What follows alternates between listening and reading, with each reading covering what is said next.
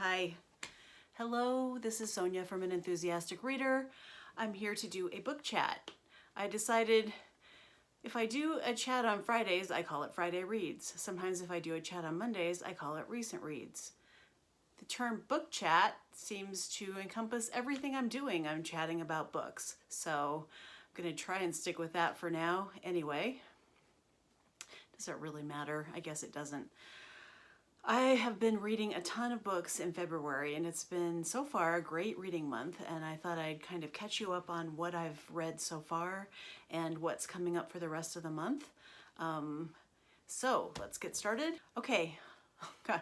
The first book I finished was If Beale Street Could Talk, written by James Baldwin, published in 1974, and this follows two young people in love. And the writing is incredibly powerful and very raw and stylistic, getting into the heads of these two people, Tish and Fonny, and talking about the way they fell in love and how deeply they want to be together, them breaking it to their families that they want to get married, and then Fonny is accused of rape, and he is accused falsely. And so he's thrown in jail, and the rest of the book is about Tish and her family trying to get him out of jail. And she's pregnant, and him trying to keep his spirits up, and Tish carrying the baby and working, and then trying to raise as much money as possible for his defense. And Tish's mother trying to seek justice and get the woman who was raped brutally to recant and say that it wasn't him, because anyway, I don't want to give away too much of the story, but that's the setup. And it was really good. I did read that the movie doesn't have as many sharp edges as the book. I didn't see the movie, but I think for now I'm just content to have read the book and really absorbed the language and the way that James Baldwin opens up the world and tells the truth. The downsides to this novel were a little bit of the gender hierarchy. Men are obviously given more consideration, their feelings. They are the bosses, and I do know that this is kind of how it was in the 1970s. I think in my own family, men's opinions were always regarded more than women's opinions. And what they said went, and there was a lot of asserting of dominance in terms of making decisions, and that's kind of how it was. But we know that there's a lot of structural impediments to this worldwide, so we've got to keep fighting the fight. The next book I finished was The Cutting Season by Attica Locke. This was written in 2012, and this talks about the main character. Her name's Karen. She grew up on a plantation. Now, this is a modern story, so it's not that she was a slave or her mother was a slave. Her mother worked at a plantation that is like a tourist attraction, and her mother was a cook, and so Karen was kind of raised there because her mother worked there. So she spent a lot of time there. She knew the kids who were the owner's sons and grew up with them, and then of course, they come to a part in their lives where the white kids are told not to really associate with the African-American kids anymore. And so by a set of circumstances, Karen ends up working at this plantation after her mother has died, and she has a divorce, and so she's looking for a place, and so she goes back to the plantation where she is given a job kind of overseeing all of the tourist stuff that's going on there, the catering, the weddings that are staged there, and then there is a band of actors who reenact what it was like to be a slave, and so she's kind of in charge of hiring and firing and making sure that everything goes smoothly for the tourists.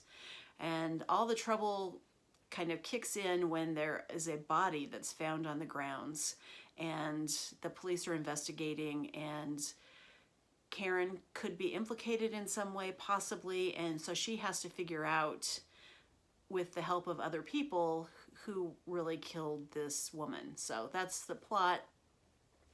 As usual with mysteries that I read, I am really there more for the character interactions and development and the setting and the psychology of the whole thing more than the crime itself, and that turns out to be the case for this also. But I thought it was really well done for an earlier novel, and I can't wait to read more Attica Locke.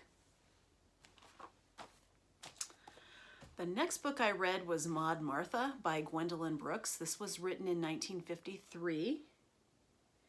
And it's basically the story of a girl who grows up in Chicago as a little girl. So it starts out when she's a little girl and she's noticing the colors, and Gwendolyn Brooks's poetry, she's a poet, so the writing is incredibly poetic and musical and follows kind of the little girl has just this huge imagination and is noticing everything. She's not the pretty one. She has a prettier sister. She gets treated a little bit differently by her parents and by other people, but she's just navigating the world as best she can, and eventually she falls in love and gets married. So it covers the time from when she's a little girl until she's a young bride and all the things that happen in between. It's not that long. It's a novella. I actually read it in my Norton Anthology of African American Literature, which I recently started looking at again after about 20 years since I've took any classes. And so Maud Martha is in here completely. I put this on my Instagram, so I'm going to share it here with you, but this is the very opening paragraph of Maud Martha. Number 1, description of Maud Martha. What she liked was candy buttons and books and painted music, deep blue or delicate silver, and the west sky so altering viewed from the steps of the back porch, and dandelions. She would have liked a lotus or china asters or the Japanese iris or meadow lilies. Yes, she would have liked meadow lilies because the very word meadow made her breathe more deeply and either fling her arms or want to fling her arms, depending on who was by, rapturously up to whatever was watching in the sky. But dandelions were what she chiefly saw, yellow jewels for every day, studding the patched green dress of her backyard. She liked their demure prettiness, second to their everydayedness, for in that latter quality she thought she saw a picture of herself, and it was comforting to find that what was common could also be a flower and could be cherished. To be cherished was the deepest wish of the heart of Maud Martha Brown, and sometimes when she was not looking at dandelions, for one would not be looking at them all the time, often there were chairs and tables to dust, or tomatoes to slice, or beds to make, or grocery stores to be gone to, and in the colder months there were no dandelions at all. It was hard to believe that a thing of only ordinary allurements, if the allurements of any flower could be said to be ordinary, was as easy to love as a thing of heart-catching beauty. Beautiful, and the writing goes on like that, even though the plot does take a darker turn. Her husband isn't the best husband. It's not always easy to be a mother and to be a wife in that time, and she's kind of always being scolded by her mother, and so it's an everyday story about an everyday woman, but beautifully written and so lyrical and beautiful. Another book I finished was a book of short stories by Danielle Evans called Before You Suffocate Your Own Fool Self. This is full of stories that are contemporary stories about African American life, young people, mostly people I'd say under 30, probably in the age range of the author. And the first story I thought was really strong. It's called Virgins, and it's the story about a girl who is kind of navigating her own sexuality and the pressures of her peer group to have sex, and just how odd things are. It was really well written, and it had kind of a shocking ending, and it was just beautiful. So I liked the collection overall. There were a few stories that I didn't really connect with, but I thought it was a strong collection, and really worth picking up to get a taste of African American authors that are writing right now, which I think is important. Plus, she's really good on Twitter. Okay, the next book I read for book club was The Giver of Stars by Jojo Moyes. This is the story about a British woman during the Depression who foolishly marries a Kentucky mine owner. He's the son of the father is the main mine owner, but the son marries this girl. Her name is Alice, of course.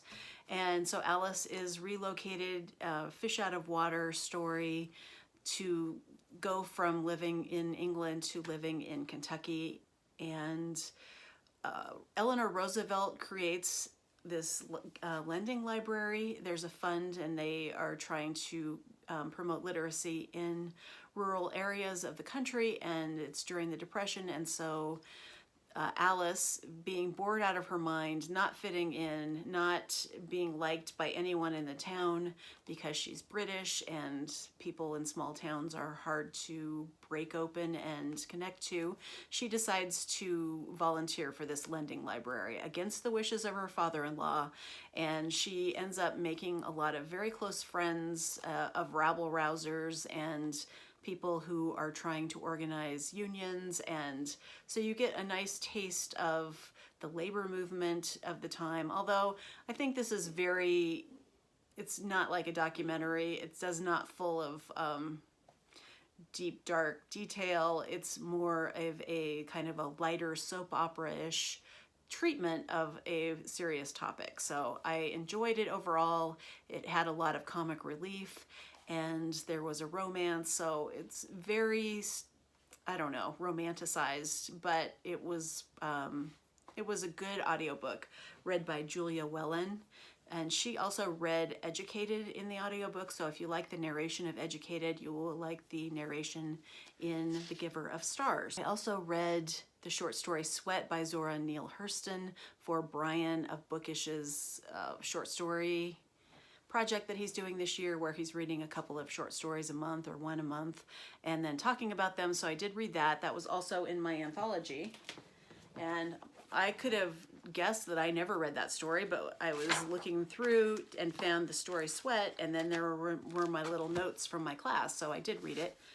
And it is the story of a woman who has a terrible husband. They are African American, and they are so poor, and he is a horrible man. He does not treat his wife well, and it's kind of her survival story. And it's just a short story, but it was really powerful, and it was fun to read, and the comments in his video were good. I am a big fan of the comment section. I know there was a question about, do you read other people's comments? And yes, I do like to go through, especially people I communicate with a lot on BookTube, either in my own videos or theirs or in comment sections. I feel like there's a conversation going on, and I like being a part of that conversation. So there were some good comments, good observations on that story, and the next story he's reading is one by Langston Hughes. I can't remember, I think it's called Redheaded Baby, but I will link his video and the short story he linked, so that in case you're interested in following along with Brian, if you're not familiar with him or you would like to see what he's doing over there on his short story project, well worth your time. And he's always engaging and reads very carefully and thoughtfully. So thanks, Brian. I am currently reading Lost in the City by Edward P. Jones. This is a short story collection. I'm reading it with Sean, the book maniac, and we are maybe about getting close to 50% through the collection, and we're really enjoying that. These stories are very well written, and the characters are very well drawn. It might not have the kind of magic touch of the known world, but also it's still very, very strong. I'm doing a reread of Bringing Up the Bodies by Hilary Mantel, because the next and final installment in the trilogy is coming out in March, which I have pre-ordered. So I wanted to kind of refresh myself about the story, but I didn't want to read both books. I didn't want to read Wolf Hall and Bring Up the Bodies. I figure I can just jump in with Bring Up the Bodies, and yes, there's some summary from Wolf Hall, and I remember quite a bit from it, so I am enjoying this reread, and what a masterful writer she is. I love her. And I'm also reading for book club next month, Dear Edward by Anne Napolitano, and it's about a plane crash, and that's really all I know about it. I've read about 20%, maybe 15%. Not loving the writing so far, but hoping to get more into it and liking it better. probably all I have time for in February. I'm not exactly sure what's coming up for March, other than I think I'm doing a buddy read of Milkman finally, and we'll see what else. I'm not sure, but I will get back to you on that. And I guess that's really all I have for now. So yeah, I will talk to you in the next video. Bye.